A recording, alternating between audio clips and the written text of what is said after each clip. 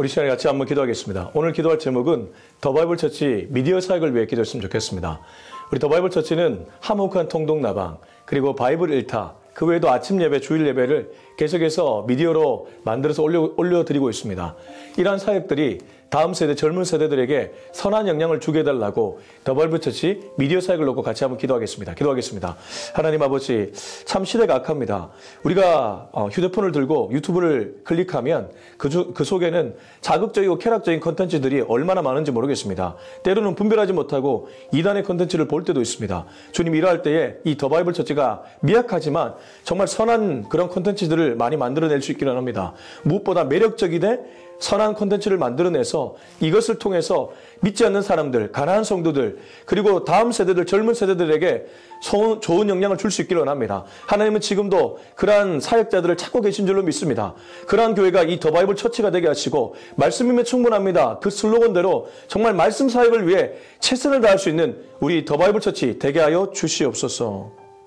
하나님 아버지, 하나님은 지금도 한 사람을 찾고 계신 줄로 믿습니다. 주님 앞에 무릎 꿇고 주님의 사역을 위해 최선을 다하는 그 한 사람을 찾고 계신 줄로 믿습니다. 그 한 사람이 제가 되게 하시고 또 우리 교회가 되게 하시고 함께 예배드리는 우리 모두가 되게 하여 주옵소서. 예수님의 이름으로 기도합니다. 아멘. 네, 오늘은 사무엘하 3장 22절에서 39절까지입니다. 근데 읽기는 31절부터 39절까지 읽겠습니다. 사무엘하 3장 22절에서 39절까지인데 31절부터 39절만 일단 읽도록 하겠습니다. 시작. 다윗이 요압과 및 자기와 함께 있는 모든 백성에게 이르되 너희는 옷을 찢고 굵은 배를 띠고 아브넬 앞에서 애도하라 하니라. 다윗 왕이 상년을 따라가 아브넬을 헤브론에 장사하고 아브넬의 무덤에서 왕이 소리를 높여 울고 백성도 다 우니라. 왕이 아브넬을 위하여 애가를 지어 이르되 아브넬의 죽음이 어찌하여 미련한 자의 죽음 같은고 내 손이 결박되지 아니하였고 내 발이 착고에 채이지 아니하였거늘 불의한 자식의 앞에 엎드려진 같이 내가 엎드려졌도다. 하매 온 백성이 다시 그를 슬퍼하여 우니라. 서경에 뭇백성이 나와 다윗에게 음식을 권하니 다윗이 맹세하여 이르되 만일 내가 해지기 전에 떡이나 다른 모든 것을 맛보면 하나님이 내게 벌 위에 벌을 내리심이 마땅하니라 하며 온 백성이 보고 기뻐하며 왕이 무슨 일을 하든지 무리가 다 기뻐하므로 이 나라야 온 백성과 온 이스라엘이 내리의 아들 아브넬을 죽인 것이 왕이 한 것이 아닌 줄을 아니라. 왕이 그의 신복에게 이르되 오늘 이스라엘의 지도자여 큰 인물이 죽은 것을 알지 못하느냐. 내가 기름 부음을 받은 왕이 되었으나 오늘 약하여서 스류아의 아들인 이 사람들을 제어하기가 너무 어려우니 여호와는 악행한 자에게 그 악한 대로 갚으실지로다 하니라. 아멘. 제가 사무엘서를 강의하면서 주로 했던 얘기가 있습니다. 사무엘서는 비교 대조를 하면 좀 더 뜻이 명확해진다는 것이죠.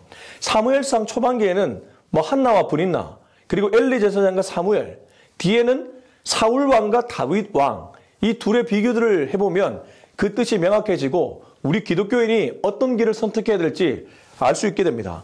오늘 사무엘상 3장 22절에서 39절을 보면 두 명의 인물이 등장합니다. 같은 진영의 인물입니다. 요압과 다윗입니다. 요압은 다윗의 군사령관 정도의 위치에 있었고 다윗은 왕이었죠. 근데 이 둘이 극명한 차이를 보입니다. 사실 같은 그룹 안에 있다 해도 서로의 모습이 다 다르죠. 방향은 같다고 할지라도 기질과 성향과 그 색깔이 다르기 때문에 부딪힐 때도 있는 것입니다. 이럴 때 우리는 이 본문을 보면서 우리가 어떠한 길을 선택해야 되는지, 누구의 모습을 따라가야 되는지를 분명하게 알 수 있다는 것입니다. 적어도 오늘 요압의 모습은 아닌 것 같습니다. 22절에서 26절을 읽고 말씀을 나누겠습니다. 다윗의 신복들과 요압이 적군을 치고 크게 노력한 물건을 가지고 돌아오니 아브넬은 이미 보냄을 받아 평안히 갔고 다윗과 함께 헤브론에 있지 아니한 때라. 우선 여기까지 읽고 요 시기에 대한 얘기를 좀 했으면 좋겠습니다. 요압은 굉장히 기분 좋게 헤브론으로 돌아왔습니다. 무슨 말이냐 하면 그가 군대 장관이었기 때문에 주로 전쟁을 치르러 나가지 않았겠습니까? 당시에 적국들이 호시탐탐 국가를 위협했기 때문에 그는 군 장군으로서 전쟁을 치러 나갔습니다. 근데 22절을 보니까 신복들과 함께 갔던 전쟁에서 대승을 거두었습니다. 크게 노력한 물건을 가지고 돌아왔다. 아마도 많은 인파들이 그들을 반겼을지 모릅니다. 의기양양하게 헤브론 성으로 돌아왔겠죠. 자, 근데 그렇게 돌아올 때 이 사무엘서 기자가 22절 끝부분에 이렇게 얘기합니다. 아브넬은 이미 보냄을 받아 평안히 갔고 다윗과 함께 헤브론에 있지 아니한 때라. 왜? 그가 개선행렬을 할 때 아브넬이 평안히 돌아간 때와 같다고 의도적으로 얘기하고 있을까요? 요압에게 아브넬이 어떤 인물이었습니까? 원수였습니다. 내 동생을 죽였던 인물이기 때문에 원수였죠. 아사엘을 죽였던 인물이 바로 아브넬이었지 않습니까? 그렇기 때문에 이런 기록은 뭔가 문제가 일어날 것 같은 그런 암시를 하는 것이죠. 그랬더니 23절 이런 얘기가 기록되네요. 요압 및 요압과 함께 모든 군사가 돌아오매 어떤 사람이 요압에게 말하여 이르되 내리 아들 아브넬이 왕에게 왔더니 왕이 보내매 그가 평안히 갔나이다 하니 어떤 사람들이 문제입니다.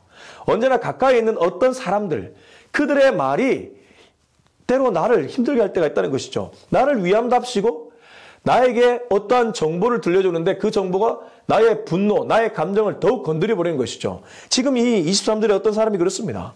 요압과 함께한 모든 군사가 돌아왔을 때 어떤 사람이 요압에게 말합니다. 넬의 아들 아브넬이 왕에게 왔더니 왕이 보내매 그가 평안히 갔나이다. 두 가지 정보입니다. 이 궁에 아브넬이 왔다. 근데 왕이 평안하게 보냈다. 둘을 같이 죽여버리죠. 우선 아브넬이 왔다는 것. 아브넬은 요압의 원수인데 그가 왔다는 것. 어디 있어? 찾아야 되는데 왕이 평안하게 보냈다는 것. 아브넬과 왕을 한 쌍으로 보내버렸습니다.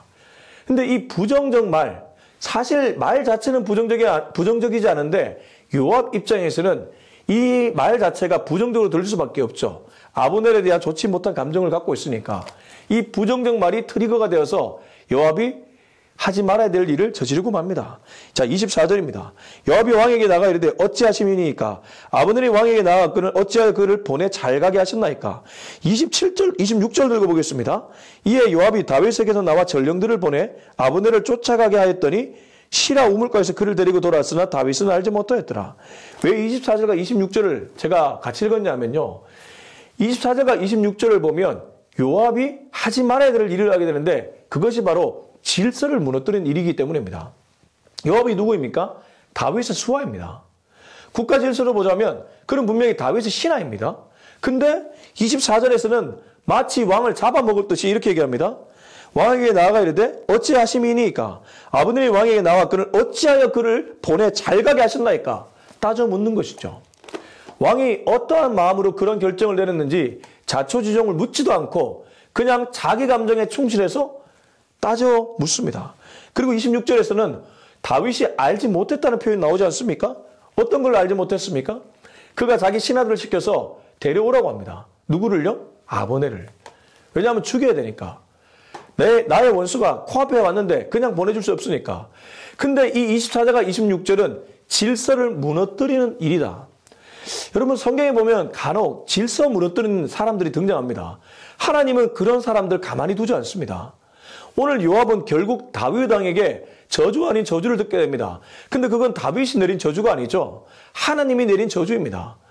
두 가지입니다. 피를 흘린 것도 문제지만 질서를 무너뜨리는 이 일, 이런 일들을 하나님이 기뻐하지 않기 때문입니다.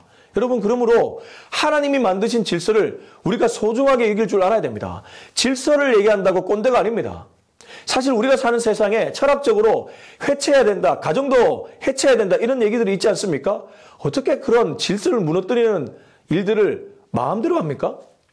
그래서 우리가 이 동성애도 그런 관점으로 보면 어떻게 접근해야 될지를 분명하게 알게 됩니다. 동성애자를 불쌍히 여기지 말자는 뜻이 아닙니다. 오히려 하나님이 만드신 질서를 소중하게 여겨서 질서 세우는 일을 잘하자는 것이죠. 자, 25절. 왕도 아시려니와 내리 아들 아브넬이 온 것은 왕을 속임이라. 그가 왕이 출입하는 것을 알고 왕이 하시는 모든 것을 알려 함이니이다 하고 25절에 보면 요압의 해석이 나오는데 요압은 아브넬이 온 것을 정탐하러 온 것이다. 왕을 속이러 온 것이다. 우리 국가의 사정을 보러 온 것이다. 이렇게 얘기합니다. 이거 완전 자기중심적인 해석이죠. 부정적인 마음이 깔려 있으니까 해석조차 그렇게 하게 됩니다. 무슨 말이냐 하면 프레임이 있으니까 그 프레임대로만 해석하려고 드는 것이죠. 지금 요압은 하나님 나라의 시각? 아니 그건 말할 것도 없고 객관적인 시각도 갖고 있지 않습니다. 완전히 자기 주관에 빠져가지고 모든 일을 처리하려고 하고 있습니다. 그러니까 이렇게 된 것이죠. 완전히 이렇게 돼가지고 좌우 옆을 보지 못하고 두루넓게 살피지 못하고 자기 감정에 충실한 나머지 하나님의 일을 망각해버렸다는 것입니다. 그러므로 우리가 어떤 일을 할 때 내 감정에 충실하다가 하나님의 감동을 잃지는 않는지 면밀하게 봐야 될 것입니다. 감정보다 감동입니다. 내 감정보다 하나님의 감동이 더 중요하다는 것이죠. 다윗은 순간순간마다 하나님께 물었습니다. 여러분, 이 묻는 거 사실 쉬운 일 아닙니다. 내 감정에 충실해서 빨리 가서 적을 죽이고 싶지 묻는 거 쉽지 않다는 것이죠. 이를테면 시글락 성읍에 찾아왔던 아말렉 사람들도 마찬가지입니다. 내 와이프와 처자들을 다 데리고 왔습니다. 그러면 분노 일어난 나머지 감정에 충실해서 그대로 따라가야 되는 것 아닙니까? 근데 성경은 그렇게 기록하지 않고 다윗이 하나님께 물었다고 기록하고 있습니다. 이건 하나님의 뜻, 하나님의 감동을 먼저 구하려고 했던 다윗의 모습을 보여줍니다. 그렇습니다. 지금 요압은 하나님께 감동을 잊기보다 자기 감정에 충실했고, 그러다 보니까 어떤 사람의 말이 트리거가 되어서 부정적인 생각을 갖게 되었고, 그 프레임으로 세상을 보니까 결국 하지 말아야 될 선택을 하게 된 것입니다. 문제는 지금 요압 한 명으로 그치지 않는다는 거예요. 요압 주변의 사람들이 그 얘기를 듣고 있고 그 영향을 받고 있습니다. 한 명이 부정적 영향을 받으니까 여러 사람들이 함께 영향을 받고 있다는 것입니다. 마귀에게 틈을 준 것이죠. 그리고 마귀는 그 틈을 집요하게 공격해서 요압을 무너뜨리고 있습니다. 요압을 무너뜨리면 요압 주변의 사람, 심지어 다윗까지 영향을 받기 때문입니다. 자, 이제 27절에서 30절입니다. 시작. 아브넬이 헤브론으로 돌아오매 요압이 더불어 조용히 말하는 듯이 그를 데리고 성문 안으로 들어가 거기서 배를 찔러 죽이니 이는 자기의 동생 아사엘의 피로 말미암음이더라. 그 후에 다시 듣고 이르되 내리 아들 아브넬의 피에 대하여 나와 내 나라는 여호와 앞에 영원히 무죄하니 그 죄가 요압의 머리와 그의 아버지의 온 집으로 돌아갈지어다. 또 요압의 집에서 백탁병자나 나병한 자나 지팡이를 의지하는 자나 칼에 죽는 자나 양식이 떨어진 자가 끊어지지 아니할지로도 아니라 요압과 그의 동생 아비새가 아브넬을 죽인 것은 그가 기브온 전쟁에서 자기 동생 아사엘을 죽인 까닭이라. 자, 27절에 보면 요압이 직접 자기 손으로 아브넬을 죽입니다. 근데 이 죽이는 모습 보십시오. 아주 조용히 죽여버립니다. 혹시 사람들에게 알려질까봐, 자기가 다윗이 알지 못하는 일을 임의로 했기 때문에 알려질까봐 이렇게 조용히 해버린다는 것이죠. 은밀한 곳에서 일어나는 것은 대부분 죄들입니다. 그렇지 않습니까? 하나님이 보지 않는 것처럼 보여지지만 다 보고 계시는데도 사람이 보이지 않는다고 생각해서 죄를 짓게 되죠. 아브넬이 헤브론으로 돌아오매 요압이 더불어 조용히 말하는 듯이 그를 데리고 성문 안으로 들어가 거기서 배를 찔러 죽이니 이는 자기의 동생 아사엘의 피로 말미암음이더라. 아브넬은 즉사하고 맙니다. 아브넬도 보통 인물 아니었는데 그의 죽음은 참 안타깝습니다. 근데 그 이후에 다윗이 이 얘기를 듣고 그 가문에 대한 저주를 내립니다. 근데 제가 앞서 얘기했지만 이 저주는 하나님이 내리는 저주입니다. 그 후에 다윗이 듣고 이르되 내리 아들 아브넬의 피에 대하여 나와 내 나라는 여호와 앞에 영원히 무죄하니 그 죄가 요압의 머리와 그의 아버지의 집에서 백탁병자나 나병한 자나 지팡이를 의지하는 자나 칼에 죽는 자나 양식이 떨어진 자가 끊어지지 아니할지로다. 쉽게 말하면 요압 가문에는 앞으로 이 몸에 불편함을 받고 있는 사람들이 태어난다는 것이죠. 이 얼마나 저주스럽습니까? 이 요압이 순간에 선택 한번 잘못해서 마치 자기 가문에 치명적인 그러한 악영향을 주고 말았던 것입니다. 왜? 순간의 선택이 평생을 좌지우지한다고 지금 요압의 이 순간의 선택이 자기 가문에 치명적인 결과를 낳았다는 것입니다. 너무 안타깝습니다. 그러므로 여러분, 우리도 이 순간의 선택을 참 잘해야 됩니다. 순간에 그 선택 잘못해서 정말 안 좋은 결과를 경험할 때도 있지 않았습니까? 물론 좋은 경험을 할 때도 있었겠지만, 그렇기 때문에 우리들은 하나님의 감동을 잊기 위해 애를 써야 됩니다. 나의 감정이 아니라 하나님의 감동. 요거 하나만 오늘 잊지 않으셨으면 좋겠습니다. 자, 31절에서 이 39절인데 계속 읽어보면서 말씀 전하겠습니다. 다윗이 요압과 및 자기와 함께 있는 모든 백성이 이르되 너희는 옷을 찢고 굵은 배를 띠고 아브넬 앞에서 애도하라 하니라. 다윗 왕이 상년을 따라가 아브넬을 헤브론에 장사하고 아브넬의 무덤에서 왕이 소리를 높여 울고 백성도 다 우니라. 자, 근데 이제 제가 앞서 두 명의 인물을 비교하면 된다고 했는데 요압은 이런 모습을 연출했는데 다윗 보십시오. 다윗이 요압과 및 자기와 함께 있는 모든 백성에게 이릅니다. 어떻게 얘기합니까? 너희는 옷을 찢고 굵은 배를 띠고 아브넬 앞에서 애도하라 하니라. 다윗 왕이 상년을 따라가 아브넬을 헤브론에 장사하고 아브넬의 무덤에서 왕이 소리를 높여 울고 백성도 다 우니라. 그는 아브넬과 맺었던 조약을 기억하고 아브넬에 대한 고인에 대한 최선의 예의를 갖춥니다. 근데 그 최선의 예의가 누구에게도 전달되고 있습니까? 백성들에게도 그대로 전달되고 있습니다. 앞서 요압이 부정적인 영향을 자기 주변 사람들에게 주었던 것처럼 이 다윗도 오히려 선한 영향을 주변 사람들에게 주고 있다는 것이죠. 다윗이 지금 애도하는 것은 국가의 통치자로서 사실 하지 않아도 될 일인데, 그러나 그는 아브넬과의 약속을 지키고 그리고 아브넬에 대한 예의를 갖추기 위해 이 모든 일을 결정했다는 것입니다. 뿐만 아니라 그는 애가를 짓습니다. 애가가 무엇입니까? 앞에 사울과 요나단의 죽음도 조가 애가를 지었는데 결국 곡조 있는 기도, 그를 향한 기도라고도 볼 수 있습니다. 33절 34절 왕이 아브넬을 위하여 애가를 지어 이르되 아브넬의 죽음이 어찌하여 미련한 자의 죽음 같은고 내 손이 결박되지 아니하였고 내 발이 착고에 채이지 아니하였거늘 불의한 자식이 앞에 엎드리는 같이 내가 엎드려졌도다 하며 온 백성이 다시 그를 슬퍼하여 우니라. 그는 죽은 자에 대해서 이러한 평을 하면서 애가를 짓습니다. 죽은 자를 향한 고인을 향한 기도를 잊지 않았다는 것이죠. 근데 그 내용을 보니까 아브넬의 죽음이 어찌하여 미련한 자의 죽음 같은 거, 참 그 죽는 모습이 마치 미련한 자들이 죽는 모습과 같은 그런 모습으로 그리고 있습니다. 네 손이 결박되지 아니하였고 네 발이 착고에 채이지 아니하였거늘 불의한 자식이 앞에 엎드려진 같이 네가 엎드려졌도다. 앞에 사울과 요나단의 애가와는 조금은 다릅니다. 그러나 그를 향해서도 이 조가를 짓긴 했다는 것이죠. 35절 석양에 백성이 나와 다윗에게 음식을 권하니 다윗이 맹세하여 이르되 만일 내가 해지기 전에 떡이나 다른 모든 것을 맛보면 하나님이 내게 벌 위에 벌을 내리심이 마땅하니라 하며 온 백성이 보고 기뻐하며 왕이 무슨 일을 하는지 무리가 다 기뻐하므로 이 나라야 온 백성과 온 이스라엘이 내리 아들 아브넬을 죽인 것이 왕이 한 것이 아닌 줄을 아니라. 이 35절에서 37절을 보면 다윗과 백성들의 관계를 하나 알 수 있습니다. 36절 온 백성이 보고 기뻐하며 왕이 무슨 일을 하든지 무리가 다 기뻐하므로, 왕이 어떤 일을 하든지 백성들이 기뻐했다는 것이죠. 왕권 초기라서 그럴 수도 있지만 이 둘 사이에, 백성과 왕 사이에 은혜의 정서가 흘렀기 때문입니다. 여러분, 그러므로 교회 안에서도 신뢰가 회복되려면 은혜의 정서가 흘러야 됩니다. 목회자와 장로님들 사이의 은혜, 목회자와 성도님들 사이의 은혜, 성도와 성도 사이의 은혜, 이 은혜의 정서가 흘러야지 신뢰를 할 수 있다는 것이죠. 적어도 지금 다윗은 신뢰를 줄 만한 그러한 모습을 보여주고 있습니다. 35절을 보면 석양의 묵백성이 나와 다윗에게 음식을 권합니다. 그러나 그는 이 죽은 아브넬 때문에 애도하면서 금식을 결정했습니다. 내가 해가 지기 전에 떡이나 다른 모든 것을 맛보면 하나님이 내게 벌 위에 벌을 내리심이 마땅하니라. 그만큼 그는 참 큰 결단을 하고 금식을 하고 있습니다. 죄는 요압이 지었는데 그 죄에 대한 대가를 다윗이 치르고 있습니다. 사실 다윗은 멀리 보면 예수님의 예표인데 그가 오히려 요압의 죄를 대신 회개하고 있는 모습을 보여주고 있다는 것이죠. 참 이것도 구속사의 작은 그림이라고도 볼 수 있습니다. 아무튼 이 둘 사이의 은혜의 정서, 이 은혜의 정서가 흘렀기 때문에 우리가 다 기뻐했습니다. 그리고 37절 이 나라야 온 백성과 온 이스라엘이 넬의 아들 아브넬을 죽인 것이 왕이 한 것이 아닌 줄 아니라. 그러면 그전에는 왕이 했다고 생각했다는 것이죠.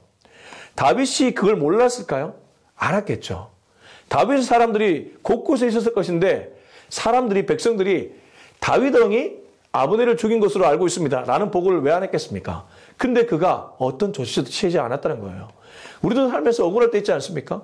정말 억울할 때 많이 있잖아요. 내가 한 것 아닌데 내가 한 것처럼 그렇게 부풀려질 때도 있고, 내가 했는데 다른 사람이 한 것처럼 그렇게 전달될 때도 있고, 억울할 때 많이 있죠. 다윗은 그 억울함을 감정으로 풀지 않습니다. 기도로 풀었습니다. 금식으로 풀었습니다. 애도하며 풀었습니다. 이게 바로 감정에 충실한 사람이 아니라 감동, 성령의 감동에 충실한 사람의 전형이라는 것이죠. 그리고 마지막 요압의 모습을 다윗은 이렇게 말합니다. 38절 39절 읽고 마무리하겠습니다. 왕이 그의 신복에게 이르되 오늘 이스라엘 지도자의 큰 인물이 죽은 것을 알지 못하느냐. 내가 기름 부음을 받은 왕이 되었으나 오늘 약하여서 스루야의 아들인 이 사람들을 제어하기가 너무 어려우니 여호와는 악행한 자에게 그 악한 대로 갚으실지로다 하니라. 특별히 이 39절 38절에는 그의 신복에게 얘기를 했다고 하는데, 내가 기름 부음 받은 왕이지만 오늘 약하여서 스루야의 아들인 이 사람들을 제어하기가 힘들다. 스루야의 아들이 누구입니까? 요압과 아비새와 아사엘이었죠. 이 아비새와 요압이 아사엘을 죽였는데 그걸 얘기하면서 그들을 제어하기가 너무 어렵다. 하나님조차 제어하기 어려운 사람들이 그들이었다. 빳빳한 사람들이었다는 것이죠. 그 결과는 무엇입니까? 여호와는 악히 행한 자에게 그 악한 대로 갚으실지로다. 여러분, 그러므로 하나님조차 제어하기 힘든 사람이 되면 하나님도 포기해버립니다. 근데 이 반대가 되면 어떻게 될까요? 이 사람들을 제어하기가 너무 쉬우니 여호와는 선행한 자에게 그 선한 대로 갚으실지로다. 그렇습니다. 그래서 하나님 앞에서 유연하기 위해 우리는 애를 써야 됩니다. 사람 앞에서도 마찬가지입니다. 뻣뻣해서 제어하기가 힘든 사람이 되면, 자기 고집, 자기 주관, 자기 프레임이 너무 강한 사람이 되면 하나님조차 포기하게 되는데, 그러지 않고 유연한 사고를 하면 하나님도 다루시기가 편하고 사람과의 관계도 좋아지게 됩니다. 그러면 그 선한 대로 우리가 선한 결과를 맞이하게 된다는 것이죠. 바라기는 저와 여러분은 요압같이 살지 않고 이 지금 다윗이 말한 대로 정말 하나님이 다루시기 편한, 하나님의 감동을 입은 사람처럼 살아갈 수 있기를 예수님의 이름으로 축원합니다. 기도하겠습니다. 이제 우리 함께 기도할 때 하나님, 오늘 말씀을 통해서 내가 어떤 길을 선택해야 될지를 분명하게 알게 되었습니다. 요압의 길을 선택하지 않고 다윗의 길을 선택할 수 있는 우리가 되게 하여 주옵소서. 감정에 충실한 인물이 되기보다 하나님의 감동을 잊기 위해 애를 쓰는 사람 되게 하여 주옵소서. 우리 같이 한번 기도하겠습니다. 하나님 아버지, 오늘도 귀한 말씀 감사합니다. 때때로 나의 감정에 충실한 나머지 잘못된 선택을 내릴 때가 있었음을 솔직하게 고백합니다. 그러나 주님, 이제부터라도 그러한 선택을 내리지 않기를 소망합니다. 정말 하나님이 기뻐하는 선택, 무엇보다 하나님이 원하시는 뜻을 분별하며 하나님의 감동을 잊기 위해 애를 쓸 수 있는 우리 모두가 되게 하여 주옵소서. 이제는 우리 주 예수 그리스도의 은혜와 하나님의 사랑과 성령의 기름 부으심이 감정보다 감동, 하나님의 감동에 충실하기로 다짐하는 우리 모두의 머리 위에 지금부터 영원토록 함께하기를 간절히 축원하옵나이다. 아멘.